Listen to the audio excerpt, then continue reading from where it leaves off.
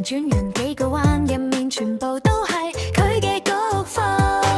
一直叫阿寶前輩細細隻，對眼咁精靈，好似成日有計。輪上行兩步就話唔玩啦，再揾條偷偷地少少斜斜嘅秘道返屋企。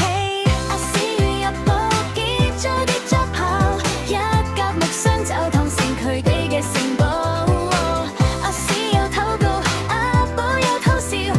細細粒腳閃到而家仲記得到，阿屎與阿寶兩粒小宇宙，轉個新世紀大冒險就開教你探食，佢當玩合起嚟就係我年青最好嘅情節稿。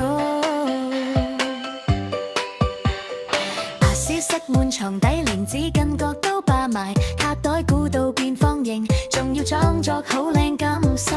半夜聽到沙沙沙，原來又喺度搬家，一粒瓜子搬3次先揾到完美角度擺下。阿寶練習逃走好似運動會賽跑，紅門縫一鬆再現辣彈出走。窗簾後面觀光沙，發底到探險，行一步停2秒望一望天花板安全否？阿屎與阿寶結紮炮，一個收做破，一個到處揾捷徑走。阿屎話唔夠啦，阿寶話夠玩就好，細沙盤畫出嚟全部都係你哋嘅足跡圖。阿屎與阿寶兩粒小宇宙，一雙小箭爪攬住成個客廳走你探食，佢咁玩合起嚟就係我回憶入面最騰計嘅舞步。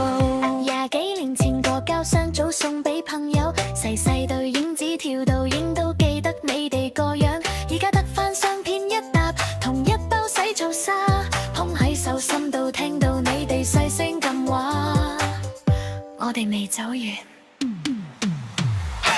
阿屎與阿寶比揸跑，跑出我時間表，跑進我心臟最入面嗰間房。阿屎收起歲月，阿寶吐咗幾聲笑，冇再養新寵物，你哋兩隻就佔收所有門票。阿屎與阿寶兩粒小宇宙，一眨眼變成我講不完嘅舊文稿，你探食佢貪玩，合起嚟就係我最